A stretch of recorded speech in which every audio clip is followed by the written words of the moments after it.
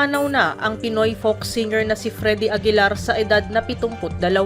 Sa ulat ni DZRH reporter Val Gonzalez, pumanaw ang sikat na mga awit pasado 1:30 ng madaling araw kanina sa Philippine Heart Center.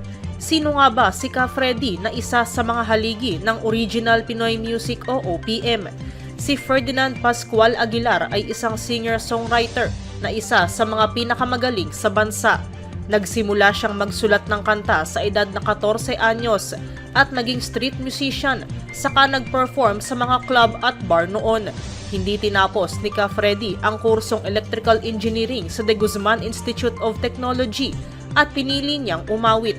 Pinasikat ng Pinoy icon ang kanyang mga awiting anak at rendition niya ng Bayan Ko na hanggang ngayon ay nakatatak sa isipan ng bawat Pilipino. Ang kantang Anak ni Ka Freddy na isinulat niya bilang paghingi ng tawad sa kanyang mga magulang ang nakapagtala ng highest selling record of all time ng Pinoy music noong 2006. Nai-release ang kantang ito sa 59 na bansa, isinalin sa 26 na wika at nai-record ng higit 100 bersyon at nakabenta ng 33 milyong kopya sa mundo. Iniulat pa ng Billboard magazine na nag-number 1 sa United States sa loob ng 2 linggo ang Anak noong dekada 80. Sa katunayan, 37 taon mula nang mai-release ang Anak, ginamit ito bilang theme song sa Gangnam Blues, isang South Korean action film na inirelease noong March 2015. Taong 2018, 40 taon naman mula nang mai-release ang Anak na awitin ni Ka Freddy. Nakatanggap siya ng pagkilala mula sa Senado na pirmado ni nooy Senate President Coco Pimentel dahil sa mga contribution niya sa sining at kultura sa Pilipinas. Kung Pilipinas, lupain ng ginto't bulaklak.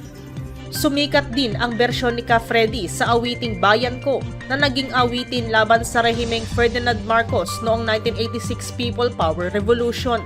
Nagpatuloy pa rin sa kanyang pag-perform si Ka Freddy at itinalaga pa nga siya ni dating Pangulong Rodrigo Duterte bilang Presidential Advisor for Culture and Arts at naging miyembro ng National Commission for Culture and the Arts. Bilang paboritong singer ni dating Pangulong Duterte, siya rin ang nag-perform ng Para sa Tunay na Pagbabago na isa sa mga campaign jingle noon ng dating Pangulo.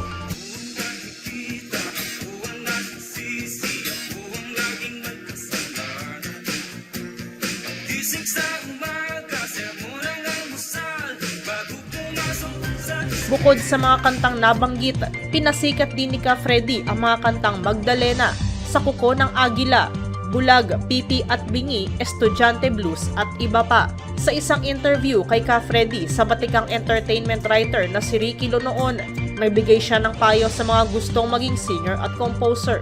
Sabi ni Ka Freddy, "Gawin mo ang iyong gusto at kung nabiyayaan ka ng talento, dapat hindi ito sayangin upang hindi ka magsisi sa huli."